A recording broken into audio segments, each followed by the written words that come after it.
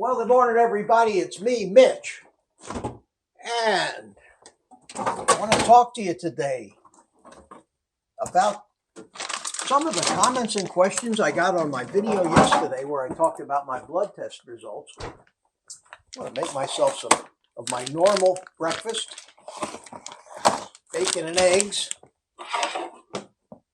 and no, I don't get bored. I love it. So, first I want to thank you. I want to thank everybody for the hundreds and hundreds and hundreds and hundreds of comments on that video, suggestions.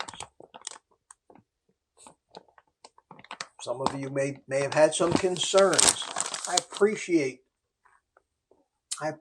all the input, and I try, even though it's time consuming, to respond to every one of your questions and comments. And if somehow I missed somebody's, I'm sorry. There's just so many of them. By and large, the comments and suggestions I got, I would say were 99% positive, and obviously came from a community of people that really doesn't buy into the conventional wisdom and all that cholesterol stuff. And, you know, that makes me feel that I'm not such an outlier in my views. And so the one question I got, which made a lot of sense, was when I talked about my urinalysis results and everything was negative, the question popped up in a lot of people's minds. Well, if you're in ketosis, how come there are no ketones in your urine? And that's an interesting question, and it deserves an answer, at least as far as my philosophy goes. But think about why you have a urinalysis. You're looking for something that shouldn't be there. Sugar in the urine is a sure sign you're probably a diabetic. Protein in your urine would indicate that something your body needs is being filtered out or not being filtered out by the kidneys, and that would steer you towards thinking you might have a kidney problem. But when we look for ketones in the urine, especially early on in our ketogenic journeys, when we think it's important to get our ketone levels sky high, and we use those strips in our urine and they turn purple, well, we feel great about that. We say, wow, I'm in ketosis. I'm going to lose a lot of weight. I'm going to do all this other stuff. And that's probably true. But it also indicates that you got so many ketones in your body that you're pissing out the ones you don't need. And is that really a good thing? Because if you were peeing out sugar, it would mean you have so far an excess of sugar in your body that, yes, that shows you that you need to make some changes. Something is indeed wrong. If you have an excess of protein in your urine, it's not there for a good reason. It's there because something is wrong. And the same is true with ketones. So I think that after, and this is important, after you become fat adapted, after you've lost the excess weight, after you've improved your health, any ketones in your urine is going to indicate something is wrong. It doesn't indicate at all that you have no ketones in your body.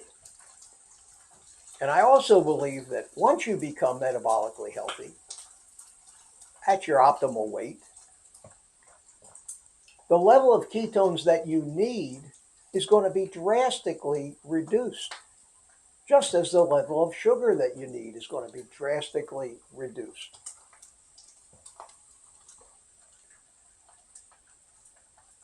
Because there were no ketones in my urine tells me that my body is making the appropriate number of ketones to fuel my metabolism and no more, which is a good thing about the body. If your body needs sugar, gluconeogenesis synthesizes exactly the amount of glucose you need and not any more.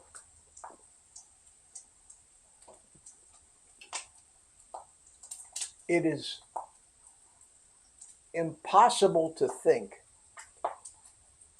that I might not be in the correct amount of ketosis constantly on my carnivore diet. I'm eating no sugar.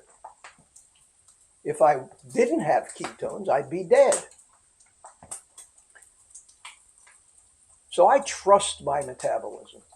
I trust my genetics and its programming. I trust implicitly in the fact that I'm not smart enough, nor is any other human being on the planet smart enough to micromanage something as complicated as the human body's genetic metabolism, programming, and regulatory abilities. So I don't think about it. I don't worry about it. It wasn't for my doctor recommending a physical every year and the VA almost requiring it in order to keep me on their healthcare system, I probably wouldn't even go to a doctor or have any tests unless I thought there might be something wrong.